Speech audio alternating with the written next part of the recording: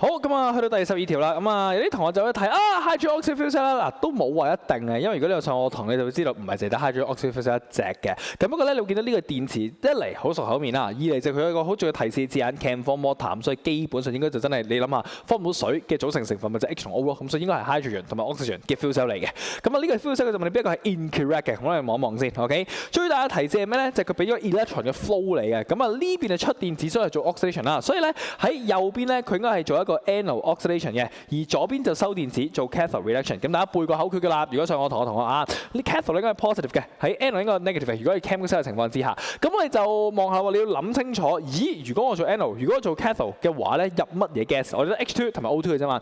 有印象嘅話咧 ，H2 佢係一個燃料嚟嘅，所以燃料要負責燃燒自己做 oxidation。所以咧喺呢一邊右邊 anode 嗰邊咧，應該係入 H2 gas 嘅。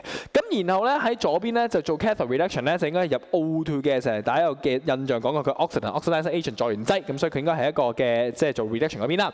咁然後咧我哋就可以望下喎，首先四個 option 入邊啦 ，A 佢就話啦，佢呢個電池咧係一個 primary cell。primary cell 係咩意思咧？不能夠叉電嘅電池。咁你同佢話嚇呢個電池咧可以不斷用嘅喎，係咪？不斷用唔等於佢可以叉到電。叉電嘅意思係咧，我俾電你做 electrolysis 由 B 變翻做 A。咁呢個就好明顯唔係咁嘅情況啦，因為呢嚿嘢咧佢 react 完之後會出水係咪？但係我哋好少會將個 hydrogen oxide 叉電，跟住由水變翻做 H2 同 O2， 我哋唔會做呢樣嘢㗎。咁所以呢嚿嘢咧佢唔係一個 secondary cell 嚟，佢就正係一個 primary cell，佢不能夠叉電嘅電池，初級電池嚟嘅。咁所以呢個 option 係啱啦，就唔係我哋嘅 incorrect 啦。好，第二個 B 背書嘅啫 ，nickel 咧喺個 electron 入邊咧，除咗通電之外，佢亦都喺個 catalyst 佢係啱嘅，所以就唔係我哋嘅 option 啦。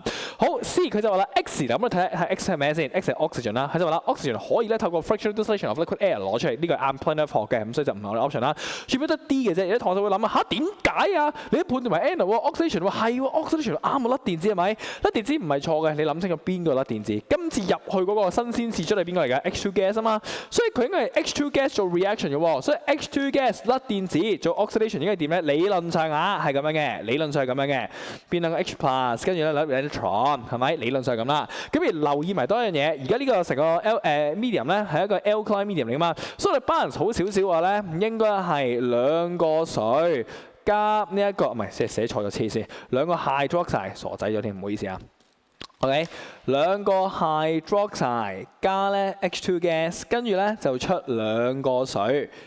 跟住咧，再加兩粒 electron。嗱，條式咧同上面一樣嘅，只係咧下邊係用一個 alkaline medium 去符合翻我哋呢個 reaction 入邊嗰個情況嘅啫。所以嗱，橫睇掂睇呢兩條都好啦，擺明就唔係 A 呢個 option 嚟嘅，所以D 呢個 option 嚟嘅，所以 D 咧就唔係正確答案啦。